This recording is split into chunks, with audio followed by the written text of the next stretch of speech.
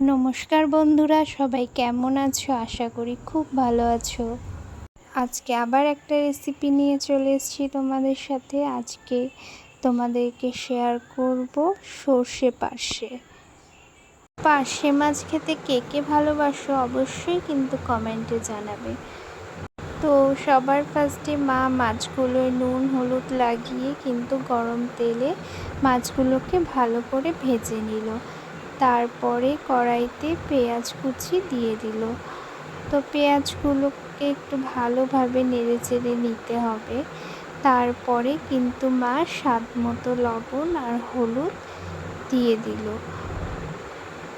এই নুন আর হলুদ দেওয়ার পরে কিন্তু পেঁয়াজটাকে খুব ভালো করে ভেজে নেবে, কারণ যখন কোনো মাছের সর্ষে করা হয় তাতে যদি পেঁয়াজ ইউজ করা হয় তো পেঁয়াজটাকে খুব ভালো করে ভেজে নিতে হবে, একদম লাল লাল করে।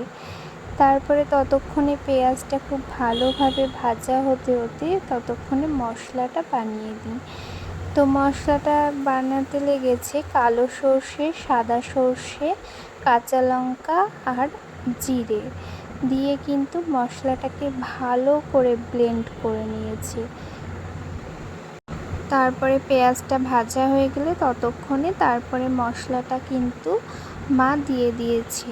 আর এই দেখো, মা কিন্তু এইভাবেই মশলাটা দেয়, সেই সর্ষের খোসাগুলো দেয় না। এই সর্ষের খোসাগুলো না খাওয়াই উচিত।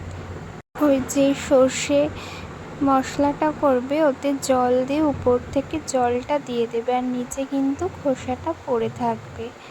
পরে ঝোলটা ফুটে উঠলে মা কিন্তু মাছগুলোকে দিয়ে নিয়েছে। মাছগুলো দেওয়া হয়ে গেলেও কিন্তু ওটাকে খুব ভালো করে ফোটাতে হবে। তারপর নেড়ে চেড়ে মা খুব ভালোভাবে ফোটানোর পরে রেডি সর্ষে পার্শে।